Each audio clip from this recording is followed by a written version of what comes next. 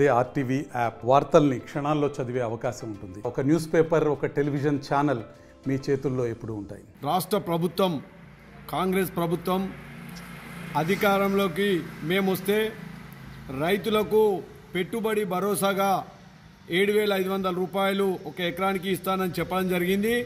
కానీ సంవత్సరం గడిచిపోయింది. ఇప్పటి వరకు మా యొక్క రైతులకు ఏ ఒక్క రూపాయి రైతు భరోసా కింద అకౌంట్లో వేయలేకపోయినారు. ఇప్పుడు అప్పుడు అని చెప్తా ఉన్నారు. ఇప్పుడేమో కంపల్సరీ సంక్రాంతి 14కు వేస్తానని చెప్తా ఉన్నారు.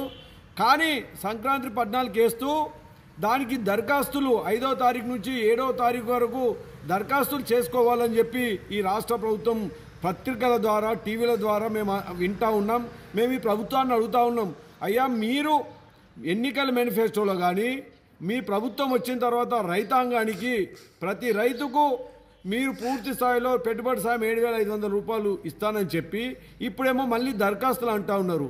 మీరు కావలిస్తే మీ ప్రభుత్వము ఏవోలు వ్యవసాయ అధికారులందరూ కూడా పూర్తి స్థాయిలో రెవెన్యూ సిబ్బందిగా అధికారులను దించి అవసరం పడితే రైతు ఎక్కడ పంట పెట్టిండో పంట పెట్టిన రైతుకు ఇవ్వాలని అనుకుంటే వాళ్ళని పంపించి మీరు కావలిస్తే ఎంక్వైరీ చేయించి సంబంధిత రిపోర్ట్లు తీసుకొని రైతులకు మీరు ఇప్పటివరకు సంవత్సరం అవుతా ఉంది కనుక వెంటనే ఎకరానికి 15,000 రూపాయలు మా రైతులకు మీరు ఇచ్చినటువంటి హామీని, పెట్టుబడి హామీని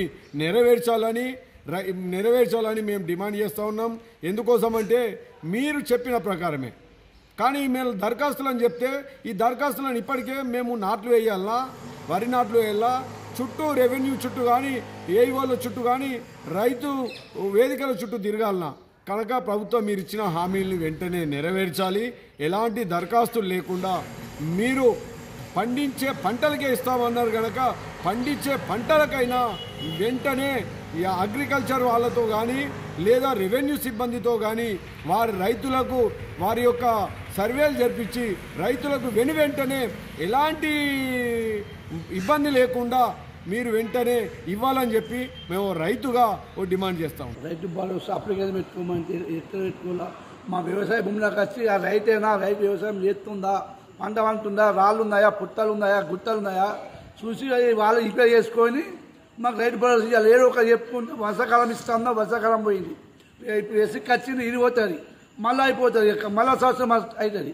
అది మీద వ్యవసాయ అధికారులను పంపించి వ్యవసాయం చేస్తుందా లేదా, ఆయనది భూమి ఉందా లేదా, అలా చెట్లు ఉన్నాయా, మరి వ్యవసాయం పని ఇస్తుందా చూసి మాకు ఇవ్వాలి. ఏదో టైం కలుపుకుండా పోలే తప్ప ఇంకోటి ఏం లేదు. మాకు తప్పకుండా ఇవ్వకుండా మాత్రమే ముక్కునే లేదు. ఎందుకంటే మనం వర్షాకాలం పేరు కింద ఇవ్వలేవనుకో ఏదో టైం చెప్పుకుంటూ కాలం గర్వరిస్తున్నాం.